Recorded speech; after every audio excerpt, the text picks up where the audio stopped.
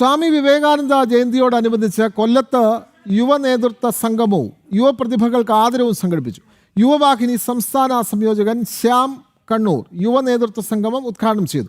യുവമോർച്ച സംസ്ഥാന general secretary Gokul Gopinath, ABVP ദേശീയ നിർവാഹക സമിതി അംഗം Abhinav Thooneri, Janam TV legal correspondent Reshma Babu തുടങ്ങിയവർ സംസാരിച്ചു. സ്വാമി വിവേകാനന്ദ ജയന്തി ദേശീയ യുവജന ദിനമായി ആചരിക്കുന്നതിന്റെ ഭാഗമായാണ് യുവവാഹിനിയുടെ നേതൃത്വത്തിൽ യുവ നേതൃത്വ സംഗമം സംഘടിപ്പിച്ചത്. ഹിന്ദു ഐക്യവേദി സംസ്ഥാന സെക്രട്ടറിയും യുവവാഹിനിയുടെ സംസ്ഥാന സംയോജകനുമായ ശ്യാം കണ്ണൂർ നേതൃത്വ സംഗമം ഉദ്ഘാടനം ചെയ്തു.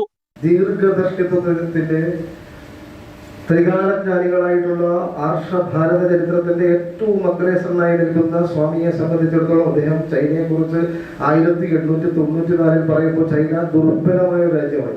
പക്ഷേ അദ്ദേഹം പറഞ്ഞത് ഭാരതാംബയുടെ തൊട്ടരികത്തൊരു കുതിരക്കുട്ടി ഉറങ്ങിക്കിടക്കുന്നുണ്ട് എന്നും ആ കുതിരക്കുട്ടി ഗർഭിണിയാണെന്നും ആ കുതിരക്കുട്ടിയുടെ വയറ്റിലുള്ളത് ഒരു സിംഹക്കുട്ടിയാണെന്നും അത് പുറത്തേക്ക് വന്നു കഴിഞ്ഞാൽ ആദ്യം കണ്ണു തുറന്ന് ആ കണ്ണിന്റെ ദൃഷ്ടി പതിയുന്നത് ഭാരതാംബയുടെ നേരെയായിരിക്കും എന്നൊരു സൂചനയാണ് അദ്ദേഹം നൽകിയത്.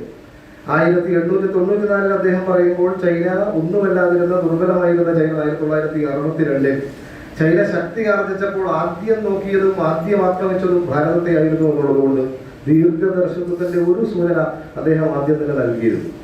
കേരളത്തിലെ യുവാക്കൾ അവസരമില്ലാത്തതിനാൽ മറ്റു രാജ്യങ്ങൾ തേടി പോവുകയാണെന്നും അവർക്ക് തൊഴിലവസരങ്ങൾ പോലും ഇല്ലാതെയാകുന്നുവെന്നും അദ്ദേഹം പറഞ്ഞു. യുവമോർച്ച സംസ്ഥാന ജനറൽ സെക്രട്ടറി ഗോകുൽ ഗോപിനാഥ് മുഖ്യപ്രഭാഷണം നടത്തി.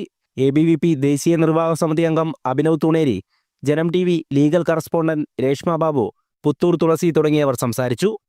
ചടങ്ങിൽ യുവപ്രതിഭകൾക്ക് ആദരവ് നൽകി. ഹിന്ദു ഐക്യവേദി ജില്ലാ കമ്മിറ്റി അംഗം അഡ്വക്കേറ്റ് G ഗോപകുമാർ അധ്യക്ഷനായ ചടങ്ങിൽ ജില്ലാ സെക്രട്ടറി RT ശ്യാംകുമാർ, ജില്ലാ വൈസ് പ്രസിഡന്റ് ഹരിഹരയ്യർ, യുവമോർച്ച ജില്ലാ അധ്യക്ഷൻ S സുബിൻ, ABVP ജില്ലാ പ്രസിഡന്റ് ആശിഷ് നിലമേൽ തുടങ്ങിയവർ പങ്കെടുത്തു. ജനം, കൊല്ലം.